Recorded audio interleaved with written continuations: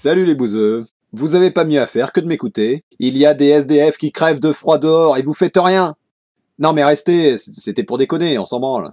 C'est qu'ils sont chiants les types qui sortent nos SDF dès qu'il y a la moindre mesure favorable aux migrants.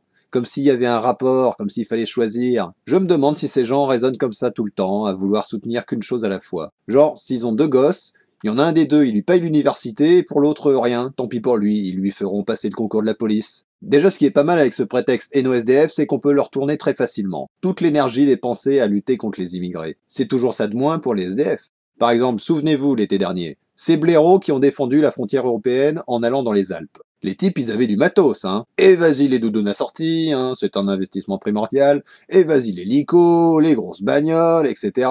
Tout ça pour bloquer la frontière à trois pauvres types en haillons et faire les marioles. On aurait pu construire combien de baraques pour les SDF avec ce tas de fric gâché pour faire la communication d'un groupuscule nationaliste? Puis d'ailleurs, ça veut dire quoi? On s'occupera des migrants une fois qu'on aura résolu le problème des SDF. Genre, une fois que la situation économique générera le plein emploi, un accès pour toute la population à un logement décent et une stabilité financière, aucun licenciement abusif, lorsque plus aucune personne en couple ne sera financièrement dépendante de l'autre. Bref, une fois tout ça accompli, ok, on pourra s'intéresser aux gens qui se noient dans la Méditerranée.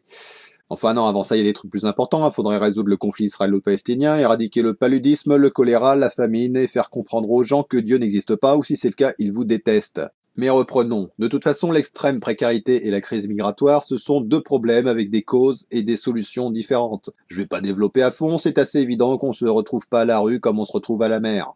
Un SDF n'a pas quitté son appartement parce qu'il était bombardé. Le seul rapport qu'on puisse trouver, c'est au sujet du nouveau logement. Comme si confier un logement social à une famille d'immigrés, ça serait toujours ça de moins pour les SDF. Alors déjà, l'accompagnement n'est pas le même, hein. En général, les SDF savent parler français, même s'ils ne comprennent pas quand on leur dit qu'on n'a pas de monnaie, ce qui est un mensonge. Mais surtout, ce que des migrants peuvent parfois avoir, ce sont des miettes du gâteau. Et il y a des cons, ils trouvent que les migrants, ils mangent un peu trop de miettes et qu'ils devraient les filer aux SDF.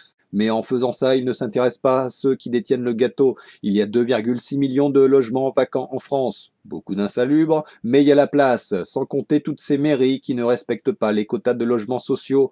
Aux trois quarts d'ailleurs, ce sont des mairies de droite. Mairies de droite qui sont les premières à installer des dispositifs anti-SDF. Pourtant, ce sont bien des gens de droite qui nous disent qu'il faut penser d'abord aux SDF. Mais ça voudrait dire que les SDF ne sont qu'un prétexte et qu'en réalité, ils s'en branlent. Oh ben ça alors!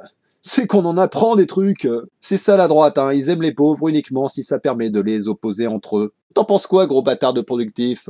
L'SQFM, c'est les SDF, mais le reste de l'année, ils s'en foutent. Secours populaire dans la ville d'Ayange, ben y'en a plus. Pouet, pouet. Hé, pouet, pouet. Pardon.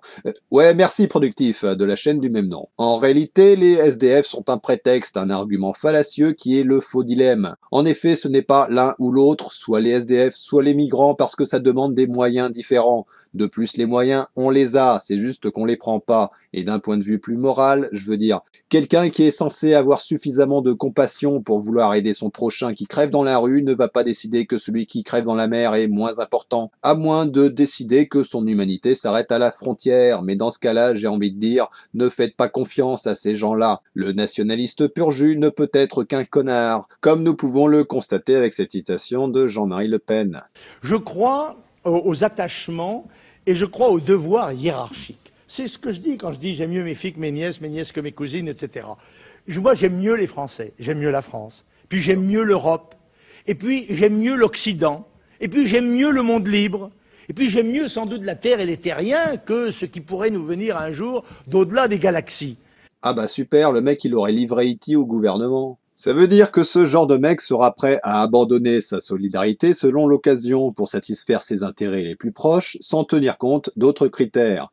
Il y a un slogan des nationalistes qu'on voit parfois, c'est « les nôtres avant les autres ». Mais en réalité, avec eux, ça devient vite « moi avant tout le monde ». En effet, lorsque la base de son idéologie consiste à unir des gens en les opposant à d'autres, l'Europe contre le monde, la France contre l'étranger, les SDF contre les migrants, la famille contre l'homosexualité, la culture chrétienne contre l'islam, les chômeurs contre les immigrés, etc.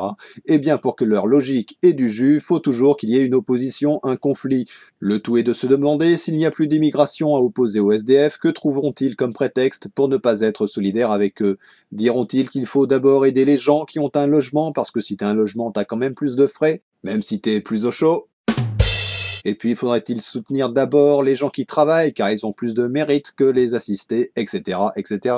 En bref, quelle sera leur nouvelle priorité? Car ce faux dilemme se base sur une réflexion plus générale qui est le sens des priorités. Avoir le sens des priorités, c'est bien. C'est là où ça devient vicieux. En effet, le sens des priorités, c'est normal. On l'applique tous au quotidien. En général, on est censé trouver plus prioritaire de se nourrir que de se divertir, parce que si on ne mange pas, on meurt. Le choix est vite fait. Bien que mourir, ça peut être une bonne source de divertissement pour les autres, mais aussi parfois pour vous-même si vous vous retrouvez en enfer. Là-bas, c'est barbecue et grillade à volonté, du sexe désinhibé et des drogues entourées de gens cool qui ne vous feront pas de leçons de morale comme ces petits culs bénis du paradis, gloire à Satan. Mais je diverge. Ce sens des priorités, alors présenté en faux dilemme, on le retrouve très souvent et en particulier dans les luttes sociales. Quelle que soit la revendication, il y a toujours des types pour trouver qu'il y a plus important à faire, qu'il y a plus grave à s'occuper. Ça paraît vrai, et pourtant ça ne signifie pas qu'on ne doive s'occuper que d'une chose à la fois, ou qu'on doive ignorer ce qui est supposé moins grave. Dans le cas du sexisme, on peut prendre l'exemple d'une phrase typique « c'est pas si grave, c'est pas un viol non plus ». C'est vrai qu'un viol, c'est plus grave qu'une blague ou qu'une main au cul, mais doit-on laisser des femmes être harcelées parce que d'autres se font violer? Cela signifie que les femmes violées deviennent un prétexte pour relativiser d'autres agressions. C'est quand même un peu nul à chier comme raisonnement, et c'est d'ailleurs le sophisme de la double faute, consistant à normaliser une mauvaise action parce qu'il y a pire ailleurs. C'est pas si grave qu'on vous coupe les couilles, on aurait pu vous couper la tête. Pour aller plus loin, dans le cas du sexisme, c'est faire preuve de beaucoup d'ignorance, car le harcèlement sexuel, même mineur, revient à considérer que le corps des femmes ne leur appartient pas et qu'il est au contraire l'objet du désir de l'homme. C'est cette mentalité qui permet le viol. Il n'y a ainsi pas de distinction à faire, pas de sens des priorités à appliquer entre le harcèlement et le viol, car il s'agit du même sujet, l'objectification des femmes. Ainsi, le sens des priorités est bien souvent un prétexte, consistant à opposer un problème plus grave, parfois insoluble, pour faire diversion, pour empêcher de résoudre d'autres problèmes considérés comme moins graves et pourtant plus accessibles. Cette hiérarchisation est un outil au service de types qui ne font rien, qui ne s'occupent pas de régler des problèmes, des types pour qui le principal problème dans la vie, ce sont des gens qui cherchent à en résoudre. En conclusion, n'ont-ils pas mieux à faire ?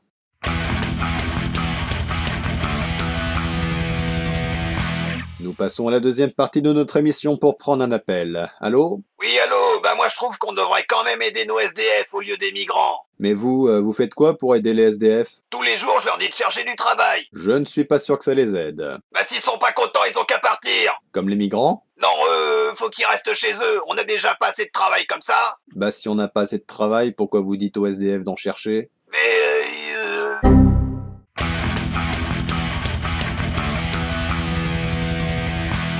Notre émission est désormais terminée, j'espère qu'elle vous a plu. N'hésitez pas à le préciser dans les commentaires. Vous pourrez retrouver dans la description les liens pour me suivre sur les réseaux et me soutenir sur Tipeee.